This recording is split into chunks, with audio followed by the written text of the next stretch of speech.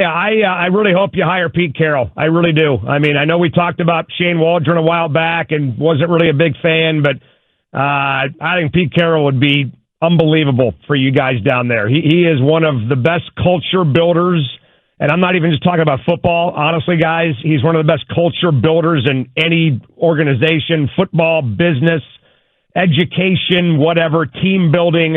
He is absolutely sensational at what he does, and I think he would be an absolute home run hire for Chicago. I know he's going to be 74 in September. I get all that, but I was around this guy every day for almost a decade and a half, and then got to know him a little bit when he was at USC in the Pac-12, not like I did in Seattle, but I've never met a guy with his energy. And I'm not even talking about a 73-year-old with his energy. I just mean people, period, with his energy, right? I mean, I'm 51, and he's got more energy than I do. I mean, I'm a lazy bastard compared to Pete Carroll, man. So I think it'd be an unbelievable hire for you guys to grab this dude. Tell us about the culture building part, and we'll ask about the age again, but tell us about the culture building part. I know he and Steve Kerr are very close, have done a podcast together, and they share some things in terms of how you build culture out there. He just makes everybody feel like they're the most important person in the room, no matter who they are, anytime, right? He makes them feel like they're the best at what they do. He makes everybody want to bust their ass for him, from the backup long snapper to a guy like Russell Wilson. He's got an unbelievable ability to get along with people from different walks of life and different cultures. I mean, guys, I'll be honest with you, talking to Richard Sherman and talking to Earl Thomas and the way that you would communicate and kind of, reach out to them would be totally different than the way that you would reach out to a guy like Russell Wilson. I mean, Russell Wilson, we used to call him Urkel in Seattle. I mean, he was a huge goober, and Richard Sherman was a huge ball buster and had a lot of personality, a little arrogant at times, and I think that served him well at the position he played, cornerback in the NFL, one of the greats I've ever seen. But Pete Carroll has an unbelievable ability to get along with people from every part of the world, any walk of life, any culture, any language, any race, anything. And I think that is really what sets him apart from a lot of other coaches. And plus, he totally believes in his system. I mean, he's got no qualms at all about what works and what needs to happen to get the Seahawks or Bears or USC or whatever he's doing to where he wants it to be. He's got total, complete confidence in what he's doing. And so much confidence that he came here in 2010. You guys may remember, he went 7-9. He won the West at 7-9. That was the year they had the famous Beastquake run against the Saints with Marshawn Lynch in the playoffs, and then they lost in the next round, obviously. But he tore the thing down to the studs. Got rid of guys like Matt Hasselbeck, who had been here around forever. Got rid of guys like Marcus Trufant, Lawyer Malloy, big names, names that were pillars in the community, either because they had played for the Hawks for a while or played for the Huskies or the Cougars or whatever, and he blew the whole thing to kingdom come. I mean, he made like hundreds of transactions when he first showed up here, and by 2011, by the end of 2011, they were clicking, and by 2012, they won 11 games, and they almost beat Atlanta and made the NFC Championship, and then by 2013, they were the best team in football. And he led the NFL in scoring defense for 4 years in a row with a bunch of guys he got late in the draft, guys like Richard Sherman and Cam Chancellor and Red Bryant and Chris Clemens and people like that. Michael Bennett was a nobody when he came here. So his culture building, his team building, his relationships he has with people, and his eye for talent. And I'll just throw one more thing out there, guys. His ability to coach up secondary play. I think he's one of the great secondary coaches in the history of the NFL. And I think that kind of goes, maybe people don't give him enough credit for that, right? They see the head coach and all that. They see the author, but whatever. But I'm going to practices, guys, and I'm watching Pete Carroll in the weeds, coaching cornerbacks and safeties like he was a position coach. And this is after he was a Super Bowl champion coach. He's out there, getting into a 2-point stance, wearing gloves on both hands like he's going out there to play. And he's literally coaching up cornerbacks and safeties on how to play that position in the NFL. So I just, for as down as I was on Waldron when I was with you guys a while back, I'm just a total opposite 180 on Pete Carroll. So he was a defensive backs coach all the way back in the 80s with the Bills and then the Vikings before he was a defensive coordinator. So he comes by that defensive secondary teaching honestly, and the Legion of Boom is a pretty good thing to hold up there. Why did he keep Shane Waldron for 3 years? And what the hell was that relationship about? We're scarred by Waldron in a bad way.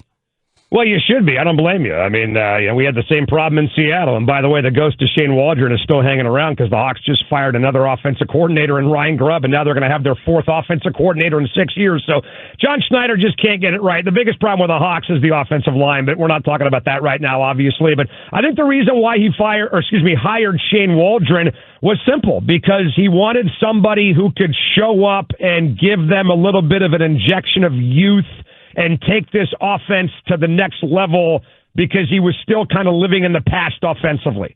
And it didn't work. But the point is, he did it, right? Like a lot of coaches will say, I'm stubborn in my ways, I'm stuck in my ways, I want to run the ball, I want to play great defense. And hey, that works when you have the Legion of Boom, but when your defense is getting pushed around, you got to put the ball up in the air, you got to score some damn points, you got to be, a little progressive offensively. And I think Pete tried to do that with Shane Waldron. He went to the McVay coaching tree, and it didn't work out. But I just think the idea that Pete Carroll was willing to do that and maybe try to be a little progressive and get himself into 2023, 2022 offensive football, a lot of coaches won't do that. You hire a guy, you think he's the guy, you hope he's the guy, whatever. But the philosophy of why you're doing something, I think, is important, and it just didn't work out. It didn't work out for a couple reasons, because the offensive line wasn't good.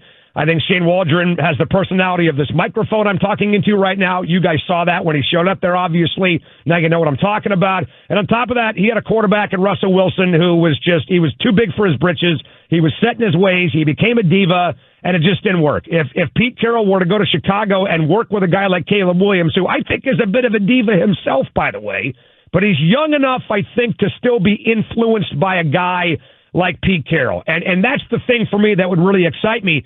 If there's anybody out there that I would want mentoring Caleb Williams that could get through to Caleb Williams, it's 100% Pete Carroll.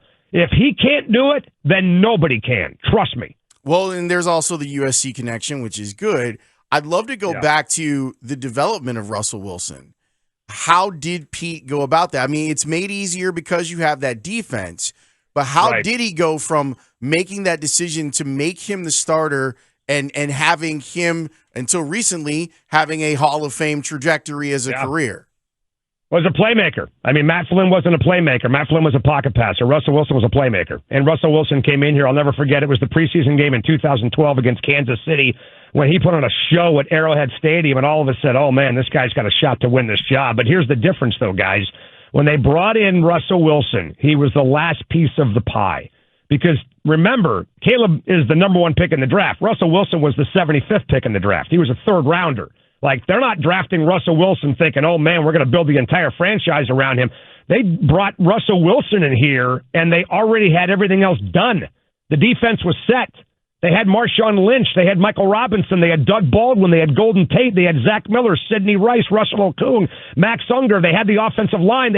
Russell was the last piece of the pie, not the first piece of the pie like kind of Caleb is. And I know the Bears have some good talent around Caleb Williams, but they still need a lot more, obviously. The Hawks were literally a quarterback away when he showed up here in 2012, so he didn't have to do everything. The onus wasn't on Russell to run the entire show because they had this incredible running game and this phenomenal defense. I mean, I've said it before, I'll say it again. I think it was the best situation ever for a rookie quarterback in the history of the NFL when they brought Wilson in here in 2012. So that's kind of why I think it really worked and took off here in Seattle. If they had to score a lot of points and had no running game and no defense, look, like Bryce Young, it would have been maybe different, but, man, it was an unbelievable landing spot for Russell when he showed up here, man. The oldest head coach in NFL history was George Halas. Right. Then Marv Levy, then Bill Belichick, and if Pete Carroll gets hired by anybody, he will become the oldest in NFL history. We all know there's old 73 people and there's young 73 people. You think he's got the energy, enthusiasm, and focus to do this job still? Yeah. It's not even worth talking about. Yes, 1,000%. Unless there's a health issue behind the scenes that I'm not aware of. I've heard nothing in regards to that would make me even speculate on anything about like that with Pete Carroll. But you're asking me, do I think he's got the energy? I mean, are you kidding me?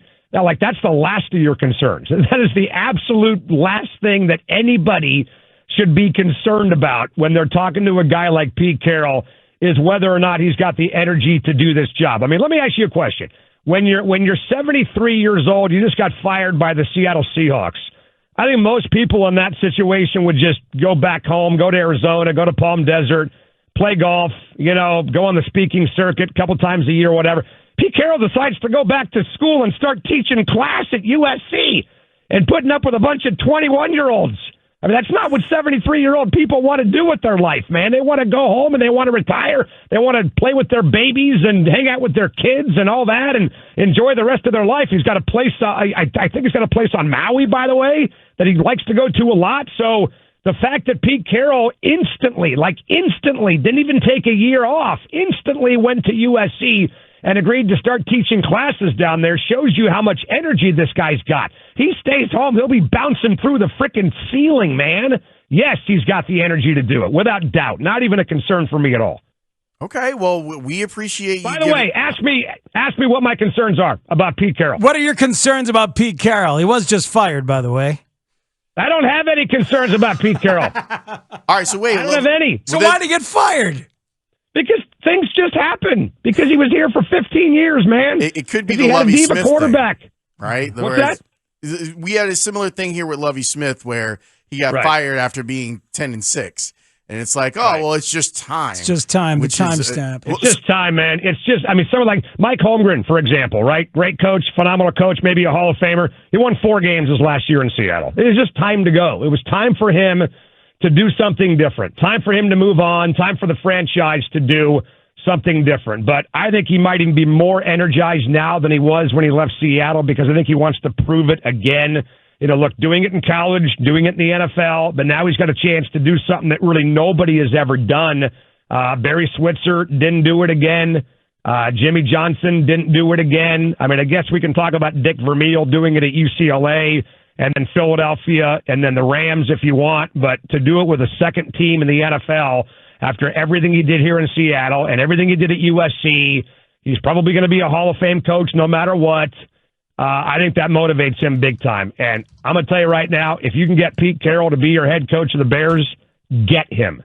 Get him. So, Softy, forget about all the names. Go get Pete Carroll. Before we let you go, what's the beef with Caleb? Because you mentioned the word diva, and I would say that if you ask pretty much anyone here in Chicago, they would tell you that they didn't see any diva behavior from Caleb this year. Yeah, that's fair. I mean, I'm just telling you what I saw before he went to Chicago, right? Like, I haven't been covering him since he became a Bear. All I saw is what I saw when he was in LA at USC.